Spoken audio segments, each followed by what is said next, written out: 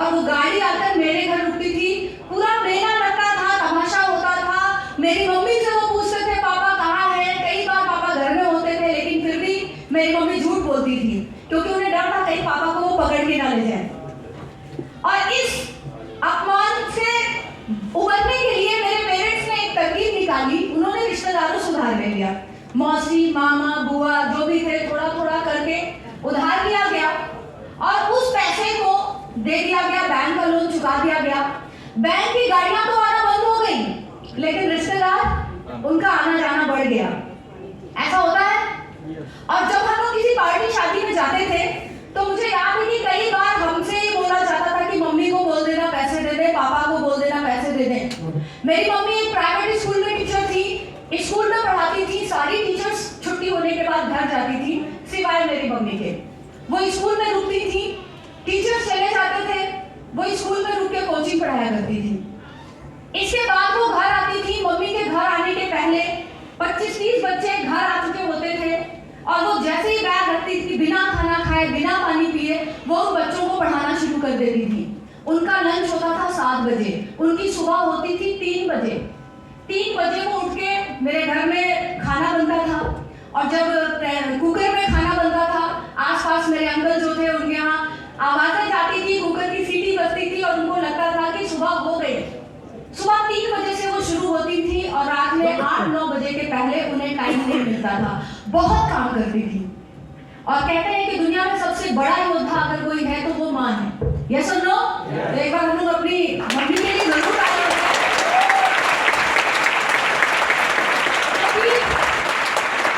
कहते हैं ईश्वर हर जगह नहीं हो सकता, इसलिए उसने माँ बनाई। यस और नो?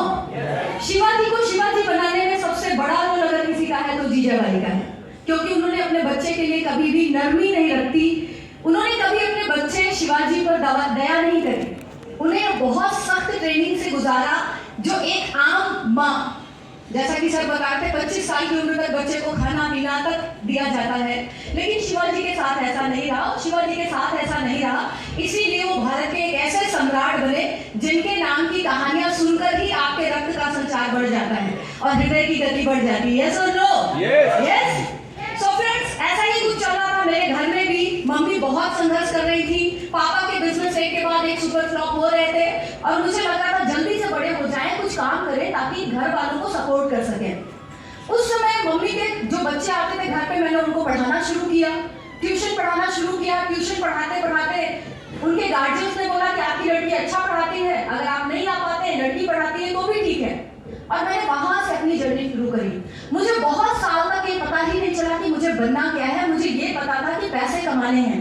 अगर आपको लगता है कि पैसा सब कुछ नहीं है, तो पैसा हो सकता है। बहुत सारे लोग कहते हैं कि पैसा इतना ज्यादा जरूरी नहीं है, तो मैं निश्चित रूप से कह सकती हूँ कि ये बात सिर्फ वो व्यक्ति बोल सकता है जिसने पैसे की कमी नहीं देखी है। अगर किसी व्यक्ति ने अपने जीवन में संघर्ष, गरीबी, चुनौतियां, कर्ज, बीमारियां देखा है, तो निश्चित रूप से वो व्यक्ति यही कहेगा पैसा सब कुछ तो नहीं है, पैसे से सब कुछ तो पूरा नहीं हो सकता, लेकिन पैसों की कमी के कारण हजारों लोग आज भी सुसाइड करते हैं। यस और नो? आज भी पैसों की कमी की वजह से बहुत सारे लोग सड़कों पे रह रहे हैं, बहुत सारे लोगों के पास अच्छे मकान नहीं है, बच्चों को पढ़ा नहीं पा रहे। ये सारी चुनौतियां उनके जीवन में आज भी है। पैसा जरूरी है या नहीं? जरूरी है। जब मैंने वेस्टीज में अपनी शुरुआत करी फ्रेंड्स, बीइंग अ फीमेल, मुझे बहुत डर लगता था नए नए वेन्यूज पे जाना। मुझे पता नहीं चलता था मैं कहाँ पहुंचूंगी, कैसे पहुंचूंगी। मेरे पास अपना मोबाइल तक नहीं था, मैं अपना कॉन्टैक्ट नंबर भी लोगों को नहीं दे पाती थी।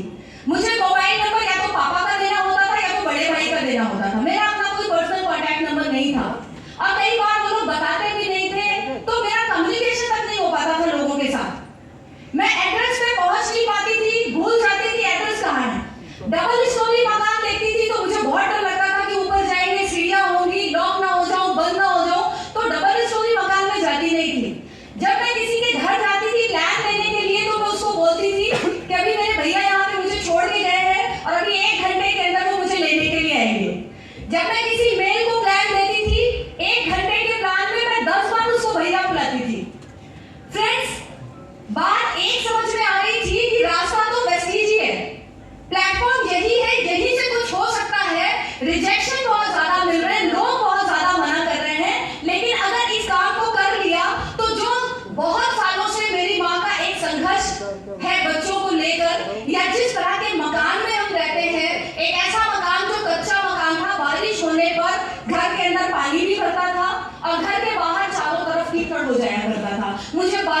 भी नहीं पसंद थी। कितने लोगों को बारिश पसंद है? अच्छा, कितनों को नहीं पसंद है? कितनों को नहीं पसंद है? देखो, इन्हें पसंद क्यों नहीं ये मैं बताऊंगी। जब मैं किसी सेलिब्रिटी का इंटरव्यू पढ़ती थी तो वो कहते थे मेरा फेवरेट सीजन है रेनी सीजन, जब बारिश होती है। लेकिन मुझे लगता है ना, बारिश में क्या अच्छा है, घर में भी पानी टपक रहा है, बाहर भी कीचड़ है, पैदल कहीं जाते हैं, ऑटो में जाते हैं तब कीचड़ है, भीग भी जाते हैं, तो बारिश में तो कुछ अच्छा नहीं है। तो जिन्हें बारिश नहीं अच्छी लगती वो गरीब लोग हैं, अभी वो गरीबी में जी रहे हैं, इसलिए उन्हें बारिश अच्छी नहीं लगती। लेकिन जिस दिन आप एक बहुत बड़े पक्के मकान में रहेंगे, आप गाड़ी में चलेंगे और आपके ऊपर पानी, मतलब जब आप गाड़ियों में चलेंगे तो आप अपनी रिक्शा से बाहर निकल के बारिश में भीगना चाहेंगे, यस और नो? उस दिन बारिश में भीगना आपकी मजबूरी नहीं होगा। और उस दिन जब आप एक अमीर व्यक्ति बनेंगे, पैसा कमाने वाले व्यक्ति बनेंगे, तो आपका भी फेवरेट सीजन क्या हो जाएगा? बारिश। कौन सा सीजन? बारिश। बारिश आपको अच्छी लगेगी, लेकिन गरीब जब तक है तब तक बारिश अच्छी नहीं लगेगी। फ्रेंड्स, मैं और मेरे बड़े भाई, हम दोनों ने मिलकर कंप्यूटर इंस्टीट्यूट चलाना शुरू किया, जहां पर अगर मैं बात करूं तो उस इंस्टीट्यूट से जो भी पैसे हम कमाते थे वो हमारे पास कमाते थे, रेंट देना, सैलरी देना, इसी में चला जाता था। मेरे पापा बहुत बार कहते थे कि तुम लोग अपने लिए नहीं कमाते हो, तुम लोग किसी और के लिए कमाते हो। और ये बात बिल्कुल सही थी, क्योंकि हम बिजी बहुत ज्यादा थे, हमारे पास टाइम बिल्कुल नहीं था और हमारे पास पैसा भी नहीं था, बैंक अकाउंट बिल्कुल खाली। वेस्टीज में जब मैंने अपनी शुरुआत करी फ्रेंड्स, बहुत ज्यादा नेगेटिविटी थी इस इंडस्ट्री को लेके, बहुत सारे रिजेक्शन, मेरे रिलेटिव्स ने मना कर दिया, आप भी मना कर रहे हैं? yes. कोई दिक्कत नहीं, आप भी यहाँ पे आने वाले हैं। बहुत सारी नेगेटिविटी इस इंडस्ट्री को लेकर, कोई एक ऐसा एग्जांपल नहीं, ऐसा उदाहरण नहीं जिनको देखकर मैं समझ पाती कि हाँ ये महिला सफल हुई है, इन्होंने पैसे कमाने शुरू किए हैं, तो मैं भी इस बिजनेस में बहुत आगे जाऊंगी। ऐसा कोई भी एग्जांपल आसपास नहीं था। और अगर आपके आसपास ऐसा कोई उदाहरण नहीं है तो आपके लिए मौका है कि आप वो उदाहरण बन सकते हैं, यस और नो? यस। अगर आपके पास ये मौका ईश्वर ने दिया है तो समझ लीजिएगा आपको चुना गया है कि आप हजारों लोगों की इंस्पिरेशन बने, आप करोड़ों लोगों की इंस्पिरेशन बने, लोग आपको देखें और आप जैसा बनना चाहें। Yes yes.